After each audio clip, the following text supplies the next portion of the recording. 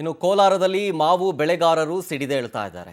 ಕಾರಣ ಏನು ಅಂತಂದ್ರೆ ಬೆಂಬಲ ಬೆಲೆ ಕೊಡಿ ಅಂತ. ಸೊ ಬೆಂಬಲ ಬೆಲೆಗೆ ಒತ್ತಾಯವನ್ನ ಮಾಡಿ ಮಾವು ಬೆಳೆಗಾರರು ಸಿಡಿದೇಳ್ತಾ ಇದ್ದಾರೆ. ಈಗ ಬಂದ್ಗೂ ಕೂಡ ಕರೆ ಕೊಟ್ಟಿದ್ದಾರೆ.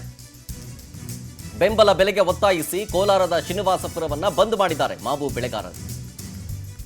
ಟ್ರ್ಯಾಕ್ಟರ್ನಲ್ಲಿ ರಸ್ತೆಗೆ ಮಾವನ್ನ ಸುರಿದು ರೈತರು ಪ್ರತಿಭಟನೆ ಮಾಡ್ತಾ ಇದ್ದಾರೆ. ಆಂಧ್ರ ಪ್ರದೇಶದ ಮಾದರಿಯಲ್ಲೇ ಇಲ್ಲೂ ಕೂಡ ಮಾವನ್ನ ಖರೀದಿ ಮಾಡೋದಕ್ಕೆ ಮನವಿ ಮಾಡ್ಕೊಳ್ತಾ ಇದ್ದಾರೆ. ಶಿಕ್ಷಣ ಸಂಸ್ಥೆ, ಸಾರಿಗೆ, ಸರ್ಕಾರಿ ಕಚೇರಿ ಬೆಂಬಲಕ್ಕೆ ಈಗ ಮನವಿಯನ್ನ ಕೋರಲಾಗ್ತಾ ಇದೆ. ಇದರ ಜೊತೆಗೆ ಮಾವು ಬೆಳೆಗಾರರಿಗೆ ವಿವಿಧ ಸಂಘಟನೆಗಳು ಬೆಂಬಲವನ್ನ ಸೂಚಿಸಿದೆ. ಆಂಧ್ರ ಪ್ರದೇಶದಲ್ಲಿ ಹೆಂಗೆ ಮಾವನ್ನ ಖರೀದಿ ಮಾಡ್ತಾ ಇದ್ದಾರೋ ಅದೇ ರೀತಿ ಮಾವುಗಳನ್ನ ಇಲ್ಲಿಯೂ ಕೂಡ ಖರೀದಿ ಮಾಡಲಿ, ಬೆಂಬಲ ಬೆಲೆಯನ್ನ ಕೊಡಲಿ, ಹೀಗಂತ ಆಗ್ರಹಿಸಿ ಶ್ರೀನಿವಾಸಪುರವನ್ನು ಬಂದ್ ಮಾಡಲಾಗಿದೆ. ಅಗತ್ಯ ಸೇವೆಯನ್ನ ಹೊರತುಪಡಿಸಿ ಇನ್ನೆಲ್ಲವೂ ಕೂಡ ಬಂದ್ ಆಗಿದ್ದಾವೆ. ಅಲ್ಲಿ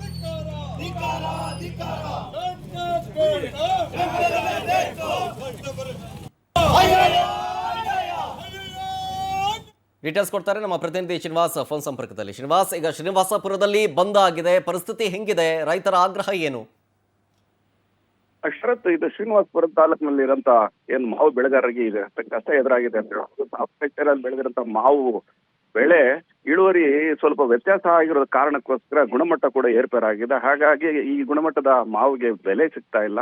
ಹೊರಗಡೆಯಿಂದ ಬಂದಂತ ವರ್ತಕರು ಈ ಮಾವನ್ನ ಖರೀದಿ ಮಾಡುವಂಥದ್ದು ಅಥವಾ ಅದಕ್ಕೆ ಸೂಕ್ತವಾದ ಬೆಲೆ ಕೊಡುವಂಥದ್ದಕ್ಕೆ ಆಗದಿರೋದಕ್ಕೋಸ್ಕರ ಬೆಳೆಗಾರರಿಗೆ ಸಂಕಷ್ಟ ಸಿಕ್ಕಾಕೊಂಡಿದ್ದಾರೆ. ಹಾಗಾಗಿ ಆಂಧ್ರ ಪ್ರದೇಶದಲ್ಲಿ ಮಾವು ಬೆಳೆಗಾರರಿಗೂ ಏನ್ ಸರ್ಕಾರ ಬೆಂಬಲ ಬೆಲೆ ಕೊಟ್ಟು ಖರೀದಿ ಮಾಡ್ತಾ ಇದೆ, ಅದೇ ರೀತಿ ನಮ್ಮ ಶ್ರೀನಿವಾಸಪುರ ತಾಲೂಕಿನ ಮಾವು ಬೆಳೆಗಾರರ ಒಂದು ಈ ಬೆಳೆಯನ್ನು ಕೂಡ ಬೆಂಬಲ ಬೆಲೆ ಕೊಟ್ಟು ಖರೀದಿ ಮಾಡಬೇಕು ಅಂತ ಹೇಳಿ ಮಾವು ಬೆಳೆಗಾರರು ಒತ್ತಾಯ ಮಾಡಿ ಇವತ್ತು ಶ್ರೀನಿವಾಸಪುರ ಪಟ್ಟಣ ಬಂದ್ಗೆ ಕರೆ ಕೊಟ್ಟಿದ್ದಾರೆ. ಹಾಗಾಗಿ ಎಲ್ಲಾ ರೀತಿಯಾದಂತಹ ಸೇವೆಗಳು ಏನಿದೆ ಅಗತ್ಯ ಸೇವೆಗಳು ಹೊರತುಪಡಿಸಿ ಉಳಿದೆಲ್ಲವನ್ನು ಕೂಡ ಬಂದ್ ಮಾಡಿ ಅಂಗಡಿ ಮುಂಗಟ್ಟುಗಳನ್ನೆಲ್ಲ ಮುಚ್ಚಿ ಈಗ ಪ್ರತಿಭಟನೆ ಮಾಡ್ತಾ ಇರೋಂಥದ್ದು. ಮತ್ತೆ ರಸ್ತೆಯ ಏನು ಸರ್ಕಲ್ಗಳಲ್ಲಿ ಈ ಮಾವು ತಗೊಂಡ್ಬಂದು ಅದನ್ನ ಸುರಿದು ಪ್ರತಿಭಟನೆ ಮಾಡ್ತಾ ಇದ್ದಾರೆ.